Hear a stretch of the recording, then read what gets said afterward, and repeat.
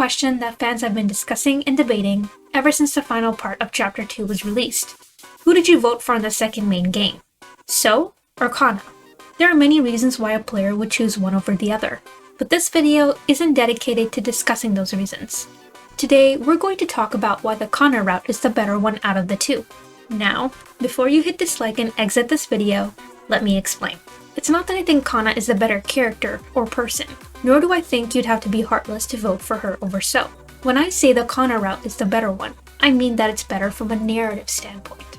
At its core, Your Turn to Die is about people and the bonds between them, bonds that endure long after death. The biggest reason Sarah and the others continue to find hope in such a desperate situation is thanks to their relationships with one another. While Asunaro treats human lives as a means to an end, Sarah and the others push back against this thinking and continually reinforce the idea that all lives are precious and worthy of protection, which is why I'm certain that players will only achieve the best ending if Kanna is alive in their playthrough. And by best ending, I mean an ending in which most of the cast is alive and finally able to escape Asunaro's clutches. That isn't to say that the Sou route is not worth playing at all. In my previous and first video on this channel, I went into detail about what I think might happen in that route. There is merit in voting for Kanna and playing the Sou route, because there is quite a lot of unique content there. You'd be missing out on a lot of story if you didn't. That doesn't change my opinion that the Kanna route will have the best ending, however. Before I explain my reasoning in more detail though, I want to warn viewers that this video is going to be spoiler heavy. It has to be by its very nature. So if you haven't completed this game up to Chapter 3, Part 1b, and don't want to be spoiled on what happens, maybe skip this video for now. Otherwise, let's jump right in. This is common knowledge by now, but fans have renamed the Kanna route and Sou route the emotion route and logic route respectively. As Kanna argues during the second main game, voting for her to die is the logical choice. Compared to Sou, who has a talent for hacking, Kanna contributes little to the group's survival. According to that logic, it makes sense to vote for her, which is why voting for Sou and saving Kanna instead is considered the emotional choice. And that is exactly why I believe the Kanna route will lead to the best ending. Of course, some fans are not so convinced. I've seen a lot of people speculate that the routes are going to balance out eventually, meaning that the Sou route will become more hopeful and uplifting, while the Kanna route will suddenly go downhill. Obviously, I don't quite agree with that theory. The theme of balance isn't that present throughout the game, nor do I think that's the main message that Nankadai is trying to get across. As I brought up before, I would argue that there is another theme at the heart of Your Turn to Die, the importance of human lives and the bonds that exist between them. To explain what that means in more detail, we need to talk about the game as a whole. Only then can we continue to discuss the Kanna and Sou routes, and how they fit within this overarching theme. So now, we're going to look at the various trials and games that Sarah and the others have been forced to play thus far. During the first playthrough of Your Turn to Die, players know as much about Asunaro as Sarah does, which is to say, we know nothing. Our first introduction to the organization is through Soumaili, the laughing doll. Though she doesn't reveal who she works for, she does explain why the group was brought to the facility. Kind of. Soumaili informs the group that before they can leave the facility, they must undergo a great trial. The superior will live and the inferior will die, she says, before telling them that they will have to vote for who dies. She describes the person who will be picked as someone who is the most unnecessary, hated, and acceptable to have die. This description is important in understanding the philosophy behind the Death Game. Asunaro wants the group to weed out the inferior among them, leaving only the superior alive, the one person most deserving of life. Thus, it's important that the group doesn't get along and remains divided. If they're suspicious of one another, they'll be more willing to betray and vote for each other. In the second trial, Soumaili tricks the group by telling them they can vote for anyone as a test, only to later kill Professor Mishima, who had received the most votes. But somehow, that's not the worst thing she does in this scene. Sometime later, the group finds a note on the door of the pink room. It states that the second trial is a practice round for the main game. Had the votes come to a draw, the game would have been forfeit. No one needed to die in the second trial. If only they had seen the sign earlier. Or if only Soumaili had told them, instead of intentionally withholding that information. Although Reko is the one who decided to keep the door open, Kai notes that they were led into making that decision. Upon entering the pink room, the group was wary of removing their only means of escape, which is what Asunaro must have been hoping for. After Mishima's death, the group grows somewhat distant from one another. They're still working together to escape, but the events of the second trial hang like a specter over their heads. It doesn't help that thanks to the tablets, they don't know who voted for whom. While Sou says this is to ensure fights don't break out over the votes, this uncertainty only results in the group not knowing who to trust. After all, 2 among them voted for Mishima, which directly led to his death. In the main game, Sou goes on to cast doubt on Nao by questioning her bond with Mishima. This leads the group to wonder if Nao had actually ran off with Mishima's head so she could take his collar. Joe in particular asks Nao why she didn't care about finding out who voted for Mishima.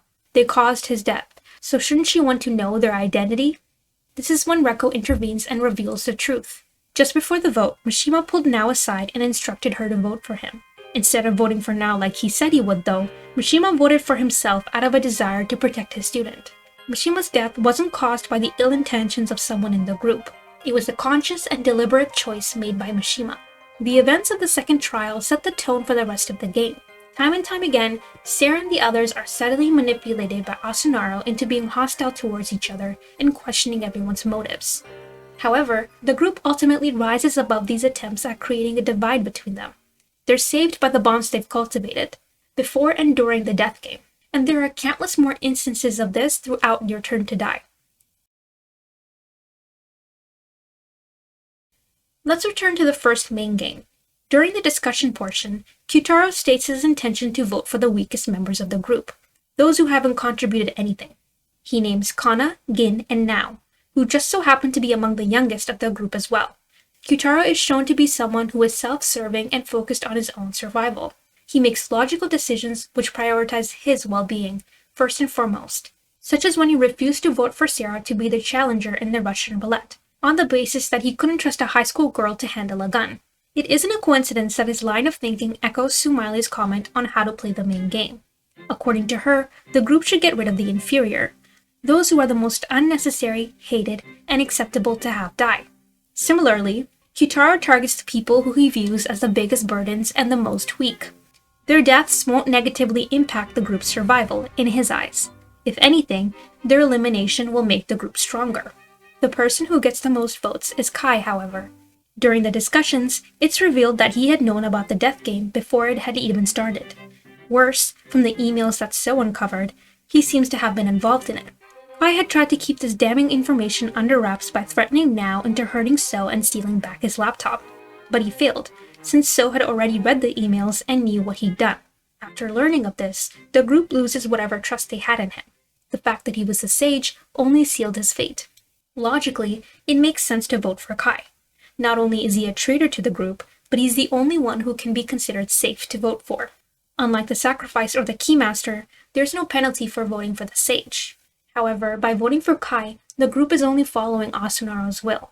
It isn't a coincidence that their decision falls in line with Sou comment about how the inferior will die. Because he has the least amount of trust, Kai is the one chosen in the first main game.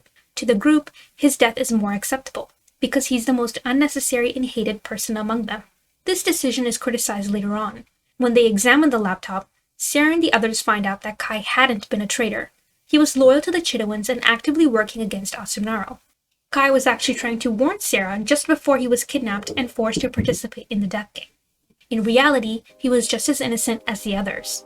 As Kanna points out, voting for Kai had been the logical decision, but it was still the wrong one. They hadn't considered Kai's humanity, or that he might have been a victim as well. They had condemned him to death based on incomplete information. From the entire cast, Kai's death has a significant impact on Kyutaro especially. He's so upset by it that he becomes determined to clear his name and exact some form of justice for him. It's important to note that he even helps Kai out before Sou can execute him at the end of the main game. It's one of the first selfless actions he takes. Holding Sou back provides no real benefit to Kyutaro. If anything, there is a possibility he would be punished severely for interfering. Yet he did it anyway, just so Kai would be able to die on his own terms. It's from this moment on that Kyutaro undergoes a change. More on that a little later. Perhaps the most important evidence of Asunar's manipulation are the dummies, who we officially meet during the Murderer subgame. They are the dolls of candidates who had failed their first trials, and are brought into the death game once more to aid the surviving candidates. From their introduction, Midori makes it clear what the relationship between the dummies and Sarah's group is. The dummies are supports. meant to be subservient to the remaining candidates. Midori constantly reinforces this fact. For instance, when Kuromada asks which person from the group is his partner, Midori instructs him to use the term master instead. The dummies are meant to serve no real purpose except to help Sarah and the others. Midori then activates the Red Thread of Fate, which pairs each person in the group with one of the dummies. Ranmaru later informs Sarah that the pairs aren't allowed to move too far apart from each other. If they do, they'll immediately be killed.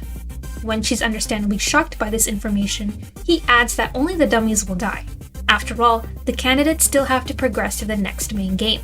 This is just another reminder that the dummies' lives are worth little to Asunaro, especially in comparison to the candidates who are still alive and human. Once the subgame begins and Midori rushes off, it is clear that the two groups do not trust each other. Not fully, anyway. There is a noticeable tension between them. The dummies understand that they are just meant to be used by the candidates, while Sarah and the others are caught off guard by and suspicious of the dummies' sudden appearance. This tension is later justified when we learn the true objective that Midori had given the dummies. Each of them has to kill their human pair before the group can successfully track them and kill Midori, otherwise the dummies will die too. Midori goes so far as to ensure they recall their deaths as humans, so that it will be easier for him to manipulate and control them. On the surface, the dummies are working together with Sarah and the others, but the reality is different. Midori never intended for them to support the candidates. They're meant to be a hindrance instead. The dummies themselves are reluctant to be of actual help in the subgame, because that would only lead to them dying. Again, all of this culminates in Mai stabbing Kyutaro in the back, literally. On the first playthrough, it seems likely that this will be the end of the group's budding relationship with the dummies. If they're determined to kill the candidates in order to save themselves, the only option Sarah and the others would have is to fight back. But Kyutaro refuses to let this happen. Instead of killing Mai to ensure she doesn't kill him, he knocks her unconscious instead. A shocked Hinako asks why he hadn't just killed her. After all, Mai seriously intended to take his life. That ain't what she really thinks, he insists. That goes for all of you guys, right? Midori's got your lives in his hands, so you're just being forced to do this, right? Then he claims that the dummies are the same as them. And he's not wrong. Even if the dummies are no longer human, they still have much in common with the surviving candidates. All of them were brought to the facility and used as pawns by Asunaro. Sarah and the others may be more important to the organization, but that doesn't change the fact that they are still being used. Their lives are only considered precious until they enter the main game, where two among them must die. And even then, it's possible for them to die outside of the main game as well, as evidenced by the countless game overs you can have when playing as Sarah. Rather than fight each other to the death, it makes more sense for the two groups to join forces against Midori. Both of them want the same thing, to escape Asunaro with their lives intact.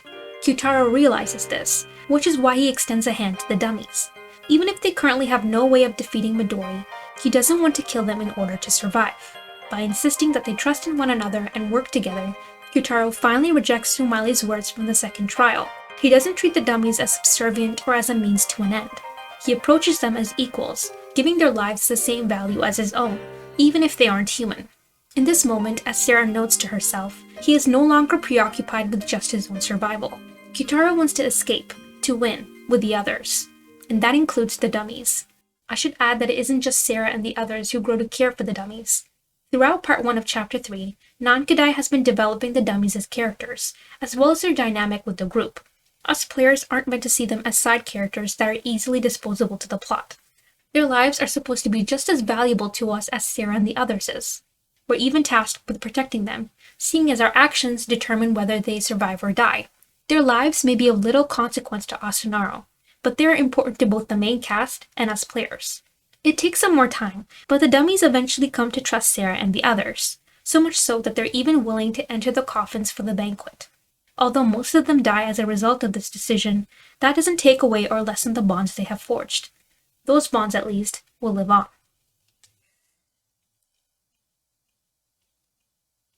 The threads that we have discussed up until this point are all linked to the decision of who to vote for, Sou or Kanna. When the group is forced to choose between them, they have to consider whether to vote logically or emotionally. Should they preserve the life of a young girl, or should they prioritize the group's survival? As it comes time for the final vote, it becomes clear that this main game is much different from the previous trials and games. The tablets that Sumali had given them ensure that a person can vote for whoever they wish, without everyone learning who they voted for. Supposedly, this is so they won't fight over the votes, but it has also increased distrust among the group in the past. This time, everyone states clearly who they're voting for. There is no attempt at ambiguity or self-preservation here. Then there is Kyutaro's actions during the final vote, which are a stark contrast to his actions in the first main game. Before, he had been willing to do whatever it takes to survive, even voting for the most vulnerable members of the group. To him, it made logical sense to find the weakest link and vote for them. That way, the group would have a better chance of escaping. But in the second main game, Kyutaro flat out refuses to vote for Kanna. He even berates Keiji for doing so, saying, "Sacrificing a kid for the sake of adults. That's a demonic choice that you just can't make." Then he informs everyone that he has voted for Sou. For these reasons, it is obvious that this final vote is meant to feel different from the ones that came before. After all, there is no fixed outcome this time. Depending on Sarah's choice, the story branches off into two routes. And since Sarah is the player avatar, we have the choice between voting for Sou and Kanna. Online, players have been divided over who they chose in their playthroughs. Everyone has different feelings and opinions on the matter. However, within the universe of the game, Sarah's reasons for choosing either Sou or Kanna are not as varied. In the Kanna route, she votes for Sou because she realizes that doing otherwise would mean sacrificing a child for the sake of survival. And she knows that all Sou wants is for Kanna to live in his stead. She doesn't hate Sou, not really. She even begs Safalin to spare him when it comes time for his execution. No matter what he's done in the past, their bond as allies has been cemented. Meanwhile, in the Sou route, Sarah disregards her emotions and listens to logic. She votes for Kanna because Sou can contribute more to the group's survival. By doing so, however, she doesn't just invalidate Kanna's life, she also invalidates Sou's. Like Kyutaro, Sou starts the game as a logical person who refuses to let emotions get the better of him. He's willing to use and manipulate anything and anyone in order to live. Nothing is off limits to him. Yet in the second main game, something changes. Sou finally succumbs to his emotions and begs everyone to vote for him. He doesn't want to live, not if it means the death of the one person who cares about him. After all, Kanna has spent the most time with Sou. Despite realizing he's been using her, she bears no ill will towards him for it. She doesn't want Sou to live just so that the group will survive. She wants him to live because she loves him. And that's why Sou is so heartbroken if Sarah votes for Kanna instead. To vote for Kanna means to ignore Sou's deepest wish. Although some players may vote to save him because Sou is their favorite character and they want him to survive, the same can't be said for Sarah. She has many legitimate grievances against him. If Sarah votes for Kanna instead of Sou, she's not doing it out of a desire to save him. She's doing it because she wants to use him to escape. It's a selfish decision, nothing more. Not just that, but it's also in line with Asunaro's thinking. According to them, the superior will live while the inferior will die. Therefore, the group should vote for the person who is the most unnecessary, hated, and acceptable to have die. In this situation, who fits that description best? Interestingly, both Kanna and Sou use language similar to Sumili's explanation when pleading for each other's lives. Kanna insists that between her and Sou, she's the one who is unnecessary. Meanwhile, Sou tells Sarah to vote for him, since she hated him from deep down. Kanna is the most unnecessary, while Sou is the most hated. Ultimately, though, voting for Kanna is a choice that is in line with Sumili's comment on killing the inferior. Being only a middle schooler, Kanna possesses little wisdom or intelligence. Nor does she have any special talents that would be useful to Sarah and the others. If their goal is to escape the death game, keeping her alive at the cost of Sou's life doesn't make logical sense. By voting for Sou instead, they would be at a greater disadvantage. In the Sou route, Sarah decides to use Sou and Kanna's lives as a means to an end. She isn't thinking about them as human beings. She's only considering how much value they have when it comes to the survival of the group. On the other hand, if she votes for Sou, she's protecting Kanna as well as honoring Sou's final wishes. Even though Kanna can't contribute much to the group's survival, Sarah acknowledges that her life is still important. It still holds value. Sarah's final vote in the second main game has lasting consequences. So much changes depending on who you choose to keep alive. For one, Sou either rewards or punishes Sarah depending on the player's choice. When trying to find Sou after the main game, Sarah stumbles onto Joe's AI and has one final conversation with him. If Sarah voted for Kanna, the best friends have a touching moment where Joe's AI gives Sarah the strength she needs to renew the fight against Asunaro. Despite the many losses, she still has hope that the group can escape. If Sarah voted for Sou, however, the reunion is completely different.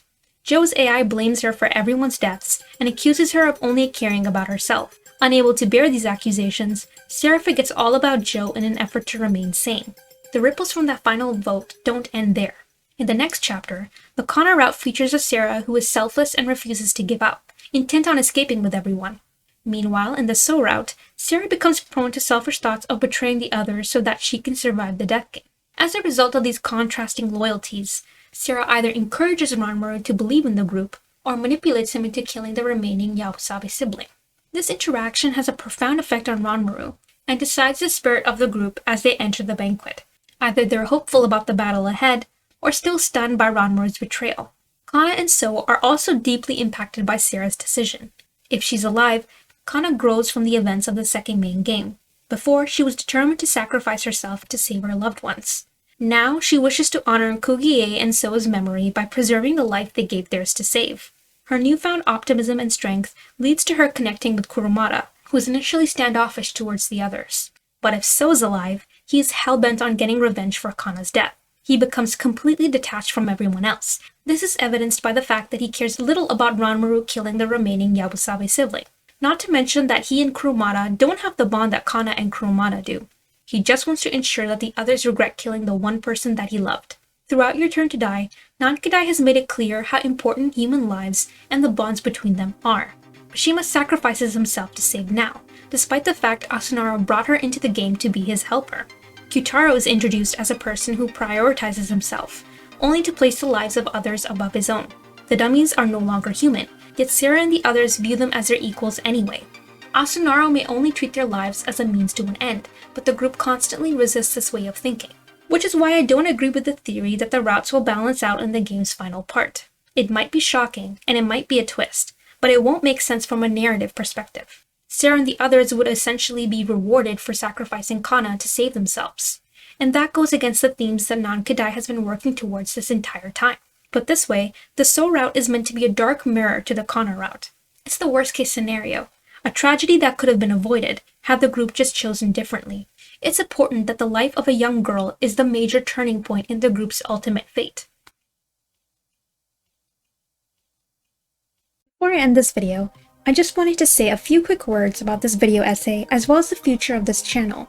First, a big thank you to the Tumblr Sou version 2.0. One of their posts about why the Sou and Kanna routes should be referred to as the logic and emotion routes respectively helped me a lot with articulating my arguments when I was writing the script.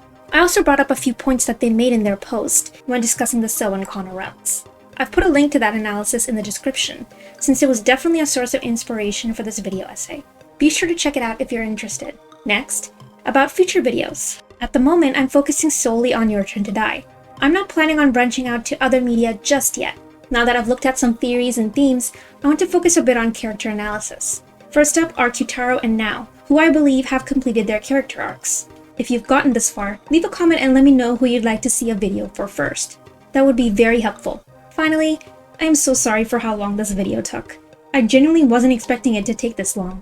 Hopefully the next few videos will come out a lot sooner, since they'll be much more contained and focused on a single character. Thank you so much all of you for liking, commenting, and subscribing thus far. I honestly hadn't expected anything over like 100 views, but I'm very grateful. Please do stick around because I have more content on the way.